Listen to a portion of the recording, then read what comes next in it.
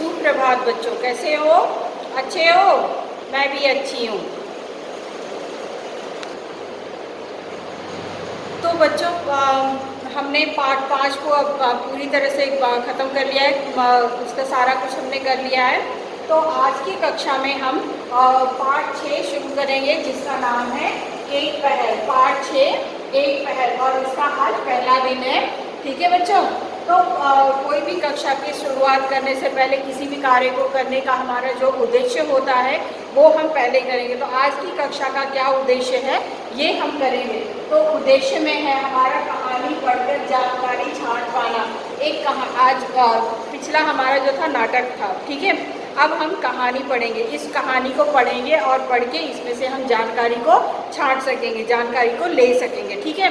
तो इसके पहले हम क्या करेंगे कि इसमें इस पाठ का जो नाम है वो है एक पहल। तो एक का अर्थ आपको पता है, लेकिन पहल क्या होती है? शुरुआत।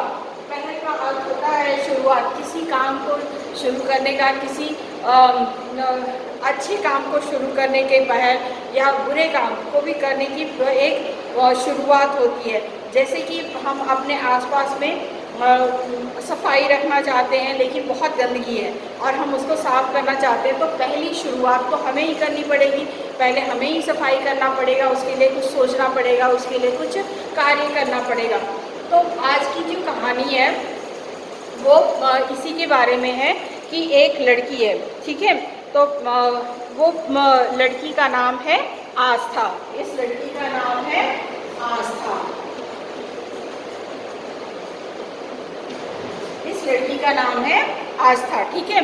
तो ये आस्था जो है ये 8 वर्ष की है। कितने वर्ष की है? ये 8 वर्ष की है। ये है 8 वर्ष की, ठीक है। ये 8 वर्ष की है। आस्था जो है एक लड़की है, 8 वर्ष की है।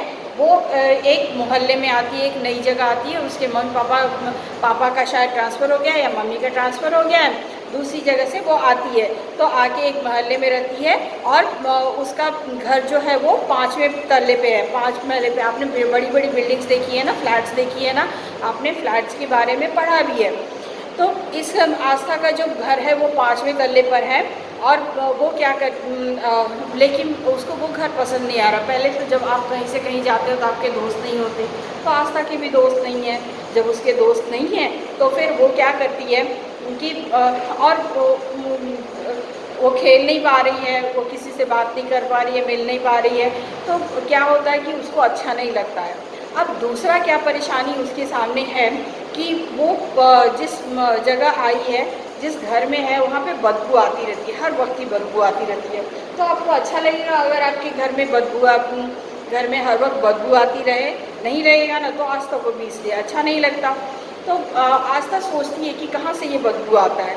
तो वो क्या करती है कि एक दिन ऐसे ही वो पीछे की बालकनी में, अपने घर के पीछे की बालकनी में जाती है और कुछ काम से जाती है और वो देखती है नीचे बहुत कूड़ा है और वहाँ बहुत ही भयंकर बदबू आ रही है। अब वो थोड़ा सिर नीचे करती है, बाहर निकालती है बालकनी से, तो ऊपर से कचरा उसके ऊपर गिर जाता है। अब उसे समझ में आ जाता है कि यहाँ के लोग तो बहुत ही अच्छे नहीं हैं, मतलब अपने रख रखाव नहीं ठीक से कर पाते हैं। ये कोई अच्छा बात होता है कि आप अपने घर से कचरा उठा के पीछे फेंक दो, घर के फ्लैट्स के पीछे में? नहीं होगा ना। तो उसे बहुत ही बुरा लगता है। और आप देख सकते हो कि इसका आस्था का घर जो है वो 5वें तल्ले पे है। आस्था एक लड़की है जो 8 साल की है, ठीक है। अब हम जब पेज को पलटेंगे और पृष्ठ संख्या 62 पे आएंगे तो हम देख रहे हैं कि यहाँ पे आस्था पीछे की बालकनी में खड़ी है और कचरा ऊपर से गिर रहा है, ठीक है। आस्था खड़ी है और पीछे से कचरा गिर रहा है। तो अगर आपके सिर पे कचरा गिर जाए तो आपको बुरा लगेगा, आप गुस्से में आओगे। आस्था के साथ भी था, क्योंकि वो 8 साल की छोटी सी बच्ची ही तो थी, तो उसको भी गुस्सा आ गया। वो बहुत ही गुस्से में तमतमाते हुए अपने घर में आई। और घर में जब आई तो उसकी मम्मा ने देखा और मम्मा ने बोला ये क्या हो गया। फिर उसने मम्मा के सामने अपना बहुत ही गुस्सा दिखाया कि कैसे लोग हैं, कितने मतलबी हैं, कैसे गंदा रखते हैं, बिल्कुल साफ़ सुथरे अच्छे लोग नहीं हैं। तो उसकी मम्मी ने बोला कि ये तो हर जगह के लोग होते हैं, पर हमको क्या करना होगा, हमको अपना एक पहल करनी होगी। अगर हम चाहते हैं कि ऐसे गंदे बुरे काम बंद हो जाएं, तो हमें खुद शुरुआत करनी होगी, कुछ करना होगा। अपने गुस्से को शांत करके आपको कुछ अच्छे कामों में लगाओ, ठीक है। तो आस्था को समझ में आ गया। उसने अपने घर में पड़े हुए पुराने कार्टन के डब्बे, गत्ते के डब्बे उठाए और उनको खूब अच्छे से कलर किया। कलर करके उसमें अच्छे से स्माइली फेस बनाया, बहुत ही मुस्कुराते हुए चेहरे बनाए, और उस पर लिखा भी कि कृपया कूड़े का उनके लिए मेरा उपयोग करें, ठीक है, कृपया कूड़े के लिए मेरा उपयोग करें। और उसने हर तल्ले पे, मतलब पहले, दूसरे, तीसरे, चौथे, पाँचवें तल्ले पे उसने एक एक वो गत्ते के डब्बे रख दिए। और एक हफ्ते बीतने के बाद भी उसने देखा कि लोग पीछे ही फेंक रहे हैं और कुछ नहीं कर रहे हैं और वहीं पे रखे हैं, ठीक है। फिर अब उसने सोचा कि ये लोग तो बाहर ही कचरा फेंक रहे हैं और कुछ होने वाला भी नहीं है, तो वो बहुत ही निराश हो गई। सभी लोग निराश होंगे ना बेटा। तो वो भी निराश हो गई, और निराश होकर के वो सोचने लगी कि अब क्या करें। तो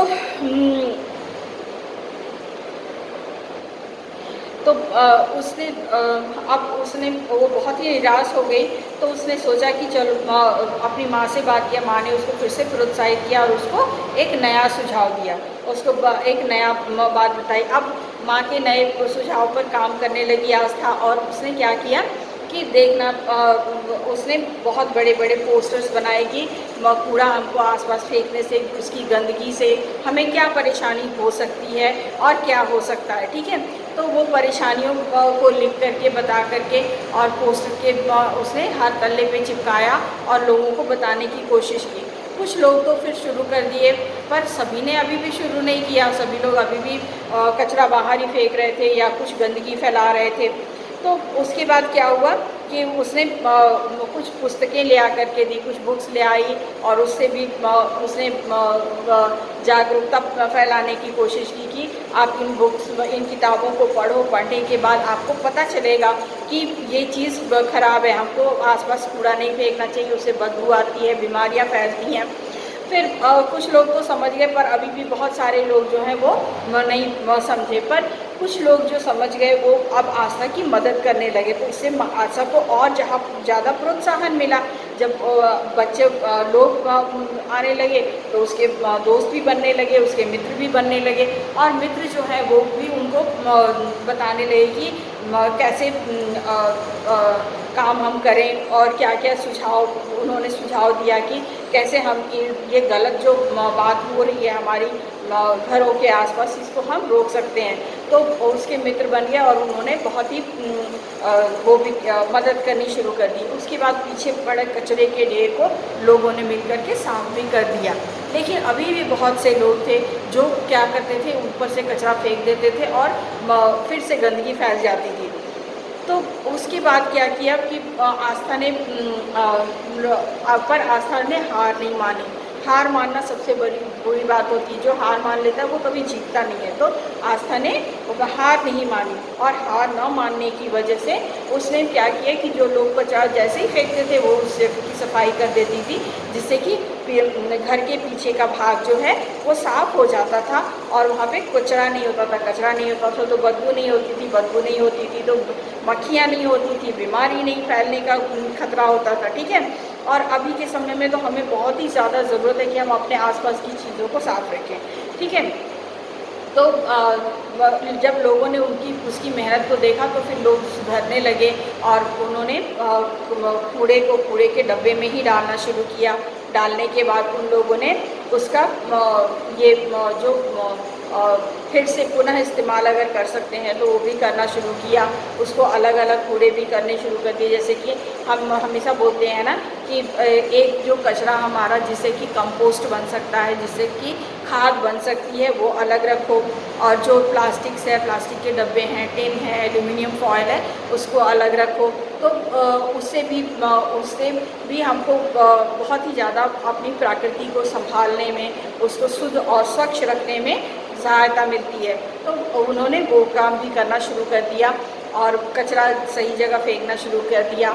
और इससे घर के पीछे का जो जगह है वो बिल्कुल साफ़ सुथरी हो गई। और उसके इस पहल की वजह से उसके बहुत सारे मित्र बन गए। उन मित्रों ने उसकी बहुत मदद की और मदद करके फिर उन्होंने क्या किया कि ये उसके साथ खेलना शुरू किया। अब आस्था को अच्छा लगने लगा। लगेगा ना अच्छा बेटा, जब बहुत सारे दोस्त बन जाएंगे और वो दोस्त आपके साथ खेलेंगे तो पीछे की जगह भी साफ़ हो गई, अच्छी भी हो गई, घर में बदबू भी नहीं आने लगी और साथ में बहुत सारे दोस्त भी बन गए। तो उनके साथ आस्था अब शाम को खेलती थी और उसके लिए वो जगह जहाँ जो कूड़े से भरी रहती थी वो अब साफ़ हो गई थी और वहाँ पे वो अच्छे से खेलना शुरू कर दिए। ठीक है, तो आप इस पार्ट को एक बार पढ़ेंगे।